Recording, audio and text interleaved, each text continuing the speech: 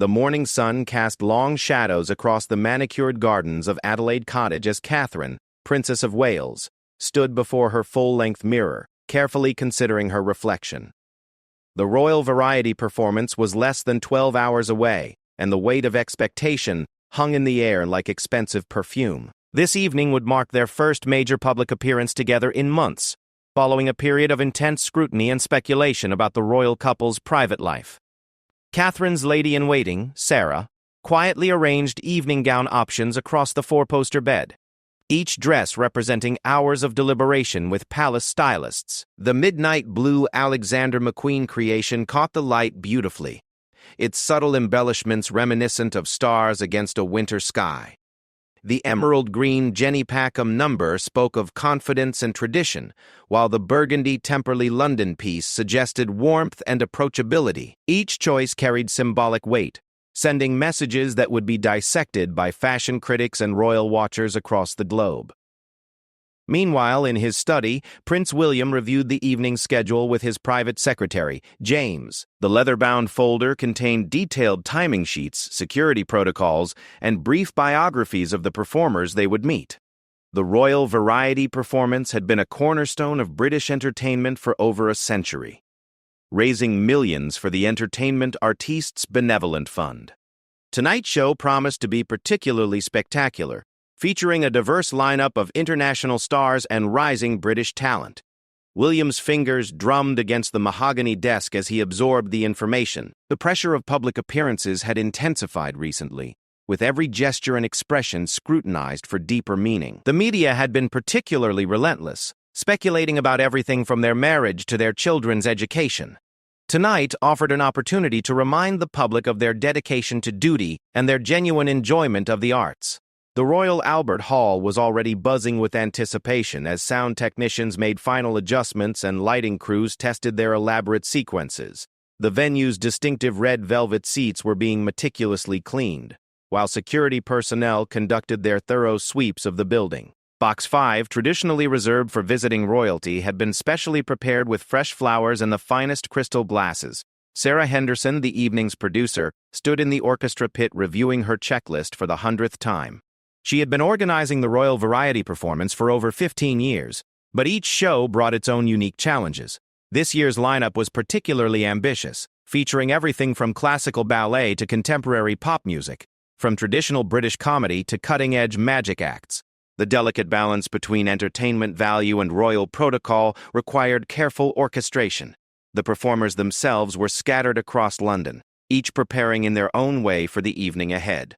In a Covent Garden rehearsal studio, the cast of the West End's newest musical ran through their show-stopping number one final time. Their choreographer, Marcus, watched with eagle eyes as 36 dancers executed a complex routine that would need to be flawless under the royal gaze. The pressure was immense, but so was the honor of performing for the future king and queen. Back at Adelaide Cottage, Catherine had made her decision.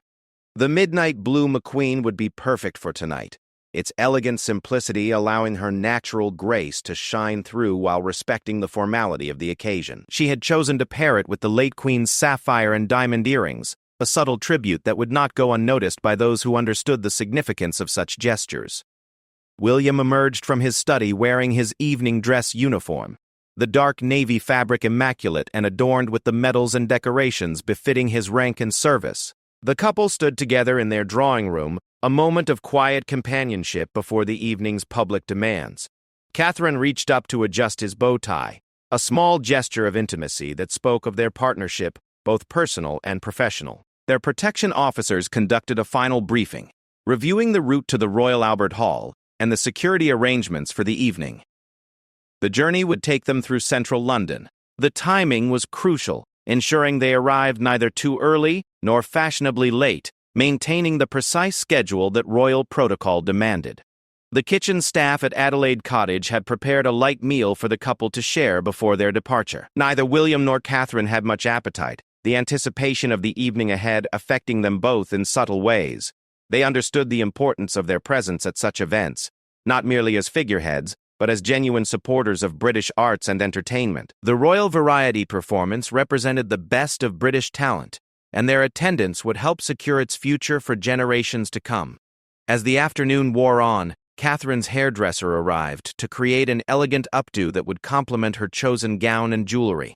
The style needed to be sophisticated yet accessible, formal yet warm. Every detail was considered, from the precise angle of each curl to the strength of the hairspray that would keep everything in place through hours of public appearances and photograph sessions. The media had been speculating for weeks about what Catherine would wear, with fashion blogs and newspaper columns offering predictions and wish lists. The palace's decision to keep the choice secret until the last moment only added to the anticipation. When she finally appeared, the impact would be immediate and global, with her photograph appearing on front pages and social media feeds within minutes. William spent the remaining hours reviewing briefing notes about the evening's performers and the charity benefiting from the event. He took his role as patron seriously, understanding that his presence could make the difference between a successful fundraising evening and an exceptional one. The Entertainment Artistes Benevolent Fund relied on events like these to continue their vital work supporting performers in times of need. The couple's children had already been settled for the evening by their nanny, each receiving a special good night from their parents before the formal preparations began. William and Catherine made a point of maintaining as normal a family routine as possible, despite the extraordinary nature of their public lives. The children were accustomed to their parents' evening engagements, understanding that such events were part of their service to the country. As the sun began to set over London, casting a golden glow across the Thames, the final preparations were underway. Catherine's makeup artist applied the finishing touches, creating a look that would translate beautifully under the bright lights of the Royal Albert Hall. The goal was elegance and approachability, ensuring she would look radiant in person and photographed beautifully for the historical record. The royal couple's car was brought around to the front of Adelaide Cottage, its engine running smoothly as their protection officers took their positions. The evening ahead would be choreographed down to the minute, from their arrival at the Royal Albert Hall to their final curtain call acknowledgement. Every moment would be captured by photographers and broadcast to millions around the world. Standing together in their hallway, William and Catherine shared a moment of quiet before stepping into the public eye. The weight of expectation was familiar, but tonight felt particularly significant. The royal variety performance represented everything they stood for: tradition and modernity, entertainment and duty, glamour and substance. Their presence would validate the importance of British arts and culture while raising crucial funds for those who dedicated their lives to entertaining others. The car doors closed with a soft thud, and they began their journey through the London streets towards South Kensington. Behind them, Adelaide Cottage settled into evening quiet, while ahead lay an evening that would be remembered as one of their most triumphant public appearances. The stage was set, the audience was waiting, and all eyes would soon be on William and Catherine as they made their entrance at the Royal Variety performance. The black Bentley glided through the London streets with ceremonial precision, its darkened windows protecting the royal couple from the curious gazes of evening commuters and tourists. Inside, Catherine smoothed her midnight blue gown while William reviewed the final details of the evening's program. The city lights began to twinkle as dusk settled over the capital, creating a magical backdrop for what promised to be an unforgettable evening. Detective Inspector Sarah Mitchell, head of the Royal Protection Team for tonight's event, spoke quietly into her radio headset as their convoy approached South Kensington. The streets around the Royal Albert Hall had been closed to regular traffic since 4 o'clock, with hundreds of barriers erected to manage the crowds that had been gathering since early afternoon. The sight of dedicated royal watchers, some with folding chairs and thermos flasks, never ceased to amaze her. Dorothy Fletcher, a 73-year-old retired teacher from Brighton, had been waiting outside the Royal Albert Hall since 2 in the afternoon.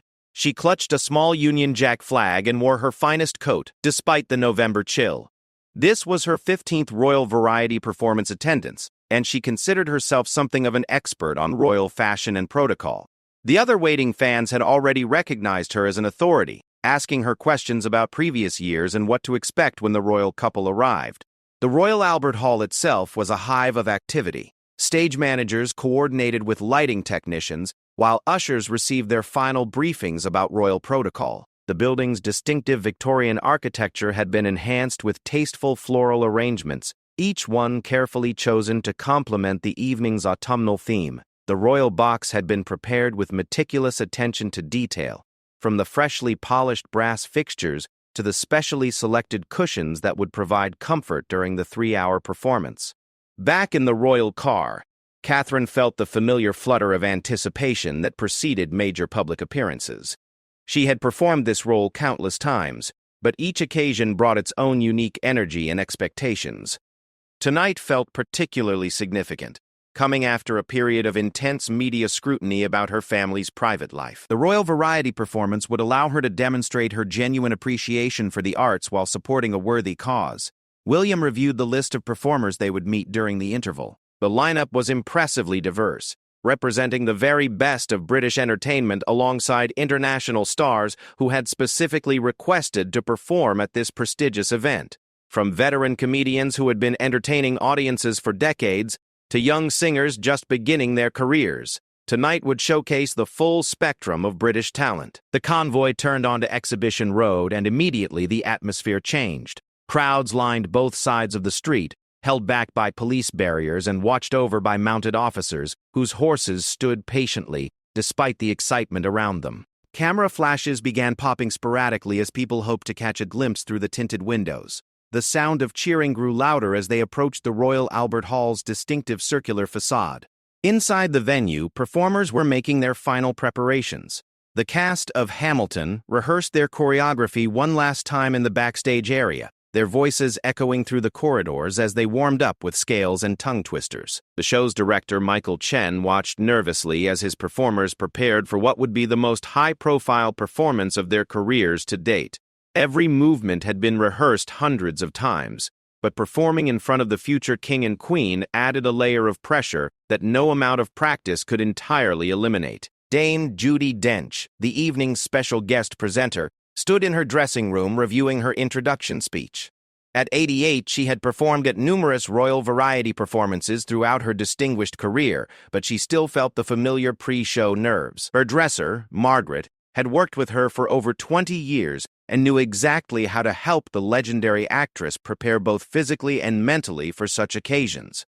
The royal car slowed as it approached the main entrance of the Royal Albert Hall. Through the windows, Catherine could see the assembled crowd and the line of photographers positioned behind the rope barriers. She took a deep breath and checked her appearance one final time in her compact mirror. The sapphire earrings caught the light beautifully, and her makeup had held up perfectly during the journey.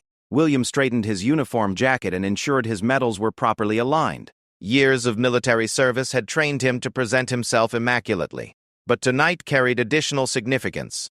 As the future king, his presence at the royal variety performance was not merely ceremonial. It represented the crown's continued support for British arts and entertainment, a tradition that stretched back over a century. The car came to a complete stop outside the hall's main entrance, where a red carpet had been laid out between two rows of uniformed ushers. The crowd's cheering reached a crescendo as they realized the moment of arrival had come. Photographers positioned themselves strategically, their long lenses focused on the car doors that would soon open to reveal the evening's most anticipated guests. Detective Inspector Mitchell stepped out first, her trained eyes scanning the crowd and coordinating with her team through nearly invisible earpieces. Security had been planned for months, with every possible scenario considered and contingency plans prepared. The safety of the royal couple was paramount, but so was ensuring the public could enjoy this special moment, and the photographers could capture the images that would appear in newspapers around the world tomorrow. The car door opened with a soft click, and William emerged first, his evening dress uniform immaculate under the bright lights that had been specially installed for the photographers. He paused for a moment, allowing the cameras to capture his arrival before turning to assist Catherine from the vehicle. The crowd's reaction was immediate and enthusiastic, with cheers and applause echoing off the Victorian building's curved walls. Catherine stepped gracefully from the car, her midnight blue gown flowing elegantly as she took William's offered arm. The cameras immediately began clicking rapidly, capturing every angle of her appearance. The gown was even more stunning in person than it had appeared in the private fittings, its subtle embellishments catching the light like captured starlight. The sapphire earrings provided the perfect complement, their deep blue stones echoing the gown's rich color. Mrs. Acharya Fletcher, still standing in her carefully maintained position behind the barriers, felt tears of joy spring to her eyes. After hours of waiting, this moment made every minute worthwhile. She waved her small flag enthusiastically while calling out words of support and admiration. Around her, other royal watchers joined in the celebration, their voices creating a wall of warmth and appreciation that enveloped the royal couple. The official photographer, positioned at the perfect angle to capture both the couple and the magnificent building behind them, worked quickly to document this historic moment. These images would become part of the official record, preserved in royal archives and reproduced in history books for generations to come. Every detail mattered, from the angle of Catherine's head to the way the light fell across William's uniform. A small girl, no more than 7 years old, held up a carefully made drawing of the royal couple. Her mother had brought her despite the late hour, wanting her daughter to experience the magic of seeing real royalty. Catherine noticed the child immediately and walked over to the barrier, accepting the drawing with a warm smile and a few kind words that the little girl would remember for the rest of her life. The master of ceremonies, dressed in traditional evening wear, approached the royal couple and bowed formally before welcoming them to the Royal Albert Hall. His voice carried the authority and dignity befitting such an occasion, while his demeanor conveyed genuine warmth and respect. This greeting marked the formal beginning of the evening's festivities, transitioning from the public arrival to the private reception that would precede the performance. Inside the building, the audience was taking their seats, many of them stealing glances toward the royal box in anticipation of the couple's entrance into the auditorium. The atmosphere was electric with expectation, a unique energy that only came from combining world-class entertainment with royal patronage. Programs rustled as people reviewed the evening's lineup, while conversations buzzed with speculation about which performances would most impress the royal guests. The foyer of the Royal Albert Hall had been transformed for the evening's pre-performance reception. Crystal glasses filled with champagne waited on silver trays held by perfectly trained waiters, while canapés prepared by the venue's finest chefs were artfully arranged on tables draped in pristine white linen. Fresh flowers from the royal gardens at Windsor had been specially delivered and arranged by the palace's own florists, adding a personal touch to the elegant setting. As William and Catherine made their way through the entrance hall, they were greeted by Sir Michael Parkinson, chairman of the Entertainment Artists Benevolent Fund. His distinguished career in entertainment and his decades of involvement with the charity made him the perfect person to welcome the royal couple and explain the significance of their presence to the evening's fundraising efforts. The conversation was both formal and genuine, as Sir Michael explained how the funds raised tonight would support performers facing hardship, providing everything from emergency financial assistance to long-term care for retired entertainers. William and Catherine listened intently, their questions demonstrating their genuine interest in the charity's work and their understanding of the challenges faced by those who dedicated their lives to entertaining others. Behind the scenes, performers were receiving their final calls and making last-minute adjustments to costumes and makeup. The energy was building to a crescendo as everyone prepared to give the performance of their lives in front of such distinguished guests. This was the moment they had all been working toward, the culmination of months of preparation and rehearsal. The grand doors to the Royal Albert Hall's main auditorium stood slightly ajar, allowing glimpses of the magnificent Victorian interior that had hosted some of the world's greatest entertainers for over 150 years. The distinctive domed ceiling with its famous acoustic problems long since solved through careful engineering soared above rows of expectant faces. Tonight, nearly 6,000 people would witness what promised to be one of the most memorable royal variety performances in recent history. Catherine adjusted her evening gloves as she and William were escorted through the ornate corridors leading to the royal box. The walls were lined with photographs of previous royal visits, creating a visual timeline of the monarchy's long relationship with British entertainment. Her trained eye caught familiar faces among the historical images, her late grandmother-in-law, Queen Elizabeth II, at various performances throughout her 70-year reign, always maintaining that perfect balance between regal dignity and genuine enjoyment. In the wings, comedian Sarah Thompson paced nervously as she prepared for her opening monologue. As the evening's host, she carried the responsibility of setting the tone for the entire performance. Her material had been carefully crafted and thoroughly vetted, striking the perfect balance between contemporary humor and royal respectfulness. She had hosted the show twice before, but the presence of William and Catherine added extra pressure to deliver something truly memorable. The orchestra pit buzzed with quiet activity as musicians tuned their instruments and reviewed their sheet music one final time. Conductor James Morrison, resplendent in white tie and tails, consulted with his concertmaster about tempos and cues. The Royal Philharmonic Orchestra had been specially assembled for tonight's performance, combining veteran musicians with rising stars to create an ensemble worthy of the occasion. William and Catherine paused at the entrance to the royal box, allowing their protection officers to conduct a final security sweep. The box itself had been decorated with subtle elegance: fresh white roses from the gardens at Highgrove, deep red velvet cushions, and crystal water glasses positioned at the perfect angle to catch the stage lights. Two ornate chairs, slightly elevated to ensure clear sightlines, awaited them at the front of the box.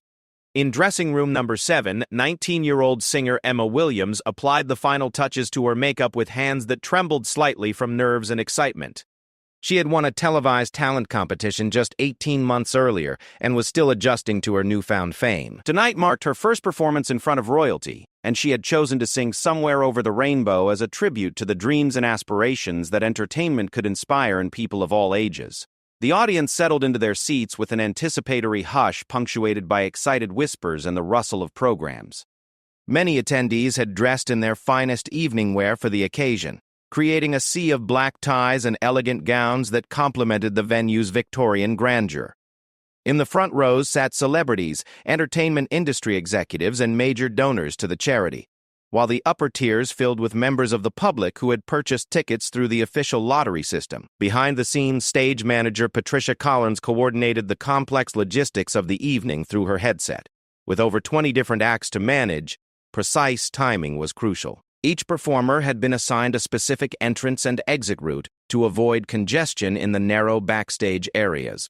Props and costume changes had been choreographed with military precision to ensure seamless transitions between acts. Dame Judi Dench stood in the wings, her presence calming to the younger performers who were experiencing their first royal variety performance.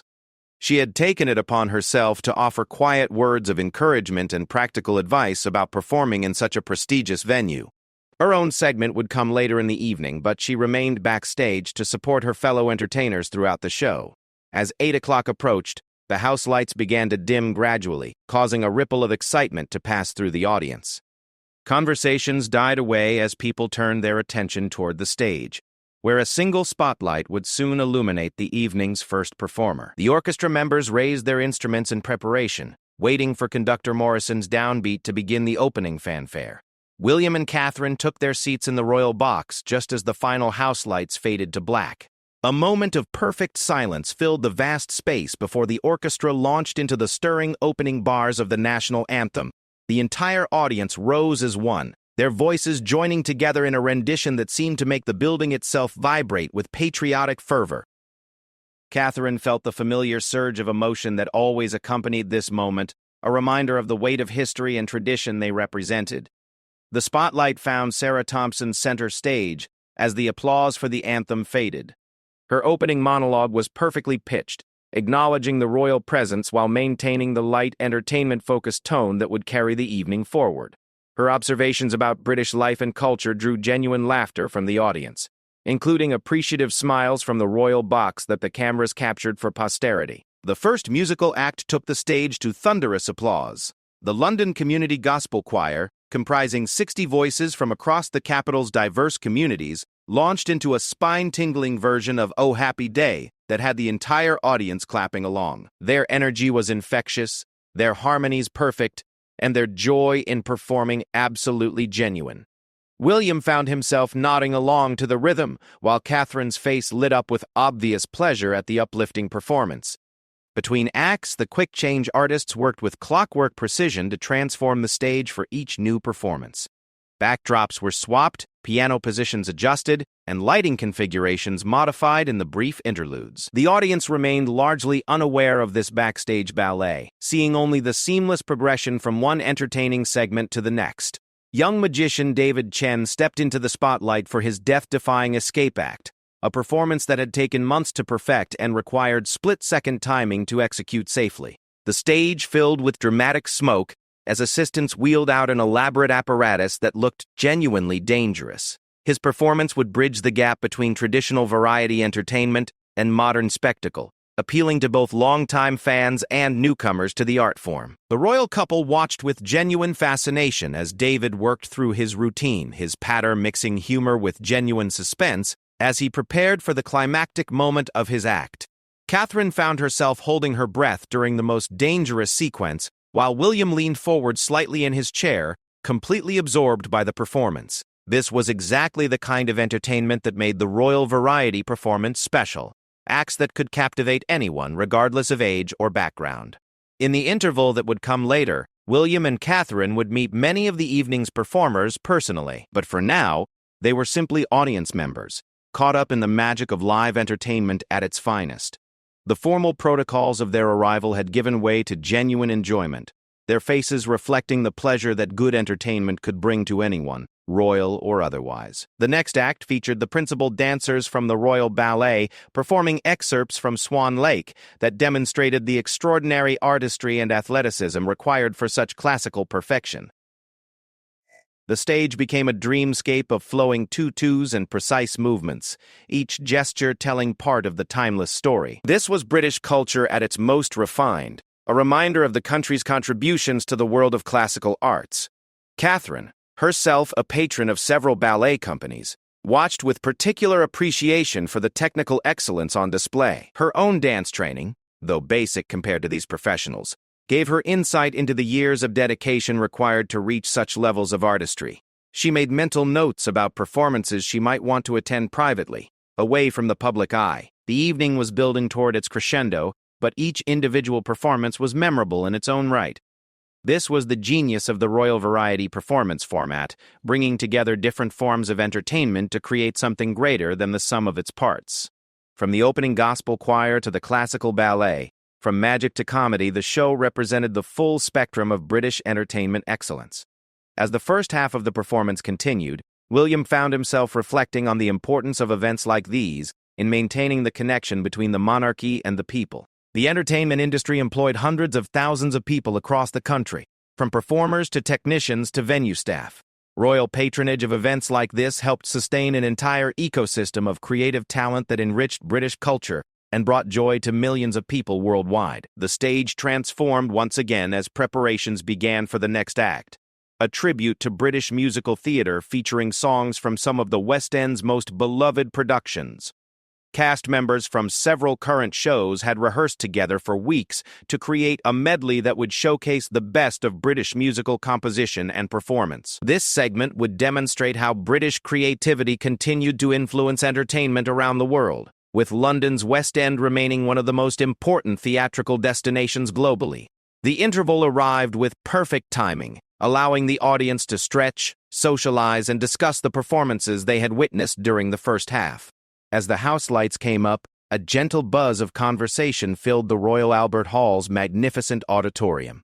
William and Catherine remained in their box for a few moments, acknowledging the waves and smiles from audience members below who were clearly delighted to see them enjoying the evening so thoroughly.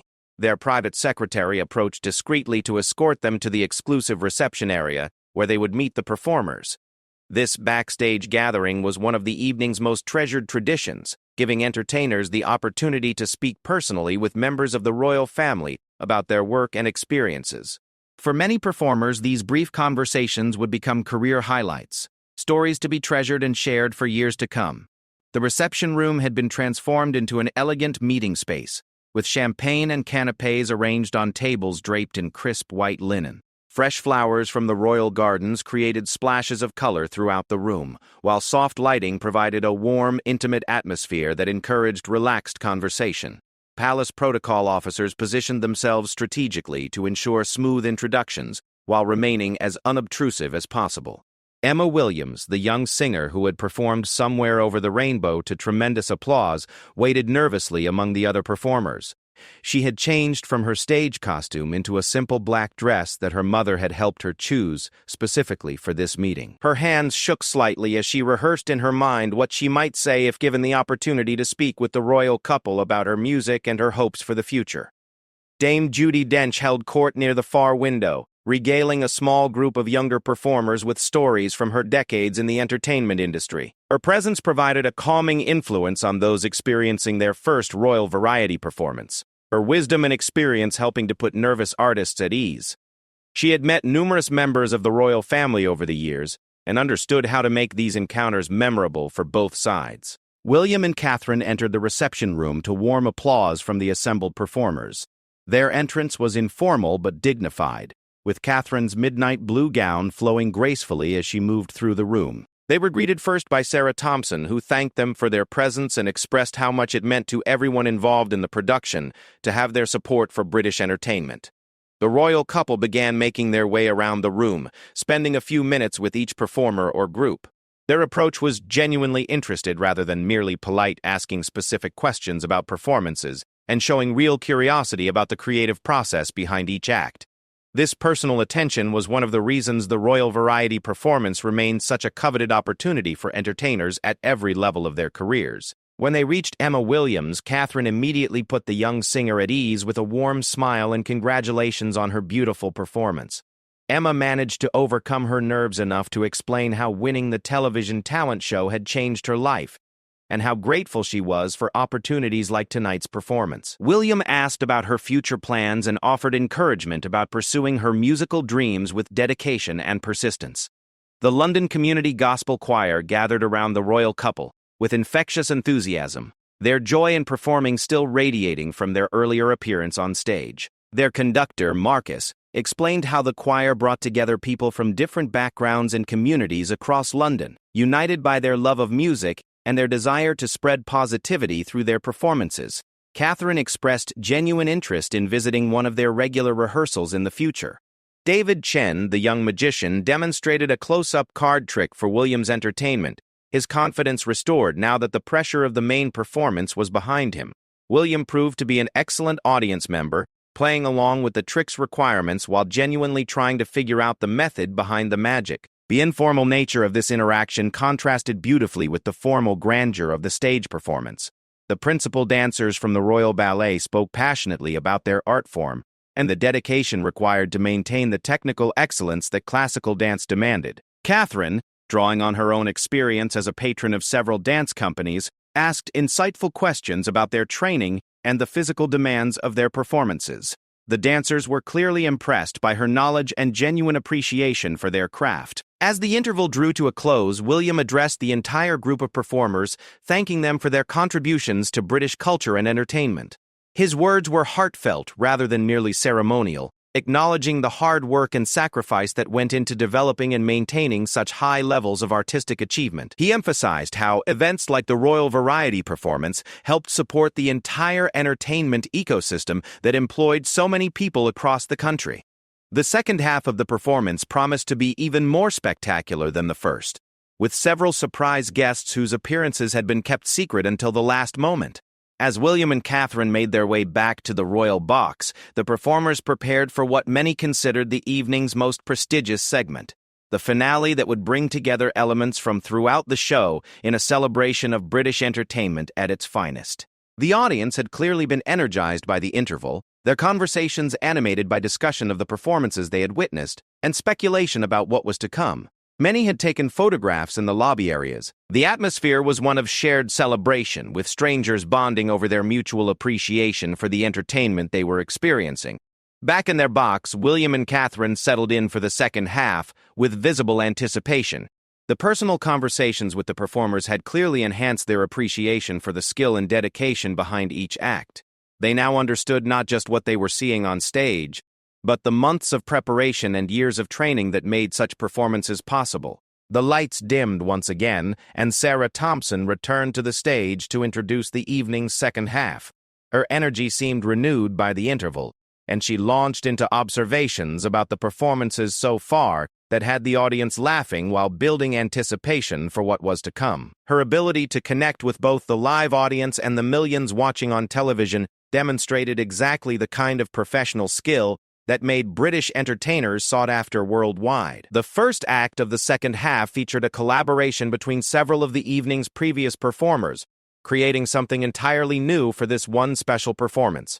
The gospel choir provided backing vocals for Emma Williams as she performed a more contemporary song, while the ballet dancers created a visual interpretation of the music's emotional themes. This kind of artistic fusion was only possible at events like the Royal Variety Performance, where different entertainment traditions could come together.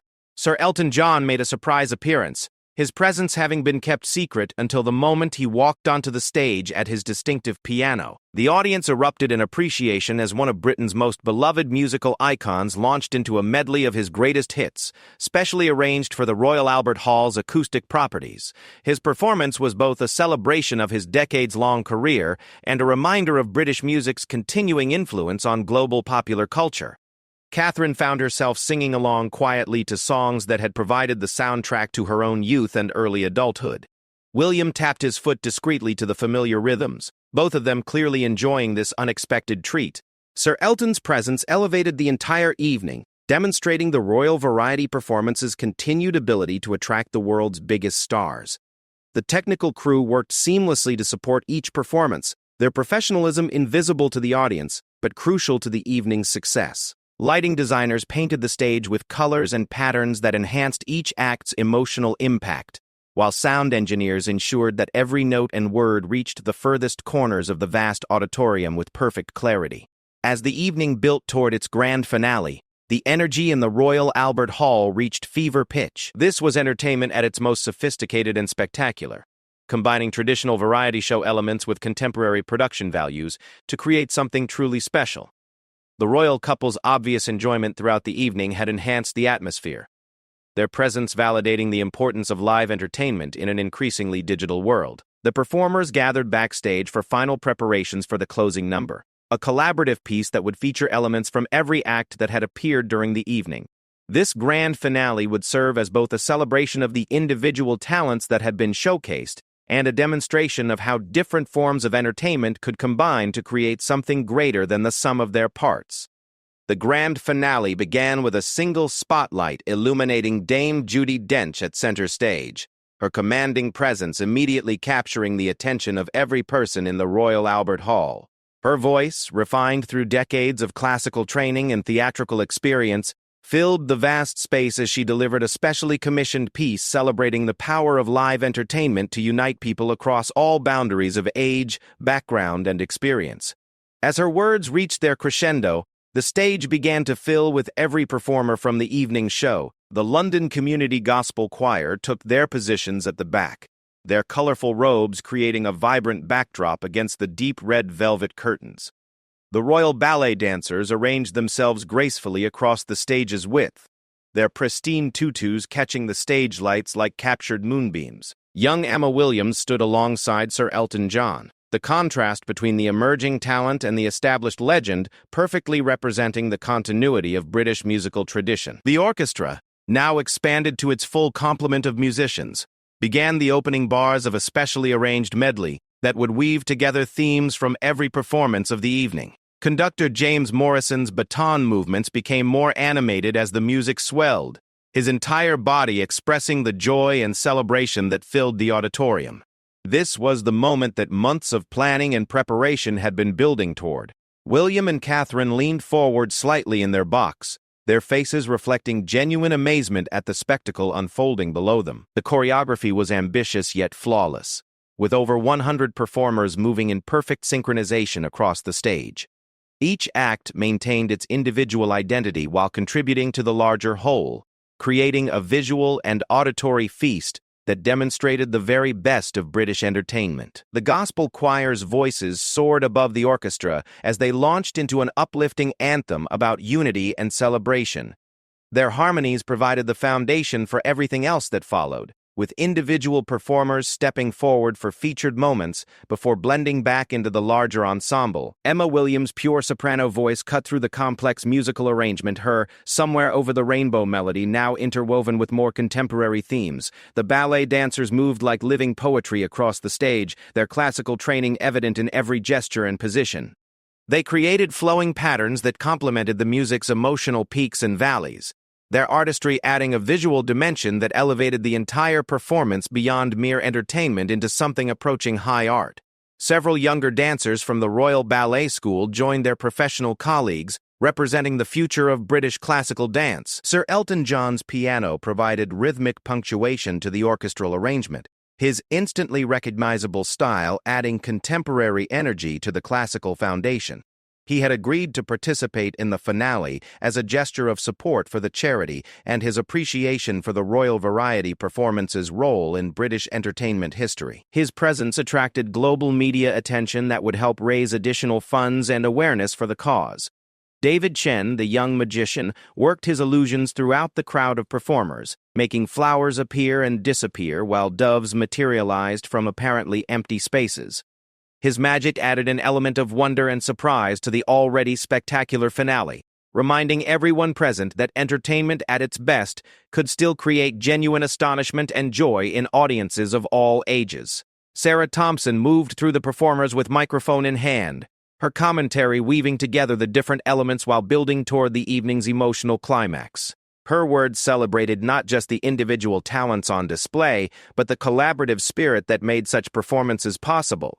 She acknowledged the thousands of people working behind the scenes, from costume designers to lighting technicians, whose contributions were essential to the evening's success. The camera crews, positioned strategically throughout the auditorium, captured every moment of the finale from multiple angles. Their footage would be edited and broadcast to millions of viewers around the world, extending the evening's impact far beyond the 6,000 people fortunate enough to be present in person. The royal couple's obvious enjoyment throughout the evening would be one of the most widely shared images from the broadcast. As the music reached its peak, streamers and confetti began falling from the ceiling, creating a shower of gold and silver that caught the stage lights like falling stars. The effect was magical, transforming the Victorian auditorium into something that seemed almost otherworldly. The performers continued their choreographed movements even as the colorful paper swirled around them, their professionalism never wavering despite the spectacular effects. The audience rose as one in a standing ovation that seemed to shake the very foundations of the Royal Albert Hall. The applause continued for several minutes, with people throughout the auditorium expressing their appreciation, not just for the finale, but for the entire evening's entertainment. Many attendees were visibly moved by the spectacle they had witnessed, with tears of joy evident on faces throughout the venue. William and Catherine stood in their box applauding enthusiastically while maintaining the dignified demeanor appropriate to their position. Their genuine pleasure in the evening's entertainment was obvious to everyone present, their smiles and animated conversations with each other clearly demonstrating that they had been thoroughly entertained rather than merely fulfilling a ceremonial obligation. The performers began taking individual bows, each act receiving renewed applause as they stepped forward to acknowledge the audience's appreciation. Dame Judi Dench received perhaps the longest ovation, her lifetime of contributions to British theatre and film earning special recognition from the knowledgeable audience. Sir Elton John's bow was accompanied by chants of his name, while Emma Williams seemed almost overwhelmed by the enthusiastic response to her breakthrough performance. The final bow belonged to everyone together, with all the evening's performers joining hands across the stage in a gesture of unity and mutual respect. This image would become one of the most iconic photographs from the evening, capturing the collaborative spirit that made the Royal Variety Performance special. The diversity of ages, backgrounds, and artistic disciplines represented on stage reflected the inclusive nature of British entertainment at its best. As the curtain fell for the final time, the work of documenting the evening for posterity began in earnest. Photographers captured the performers celebrating backstage, their relief and joy at having successfully completed such a prestigious engagement evident in every image. Many would later describe this evening as a career highlight, regardless of their previous achievements or future prospects. The audience began the slow process of leaving the auditorium, but many lingered to discuss what they had witnessed and to absorb the atmosphere of the historic venue one final time. The evening had exceeded everyone's expectations, creating memories that would be treasured for years to come. Many made plans to attend future Royal Variety performances, having experienced firsthand the magic that made these events so special.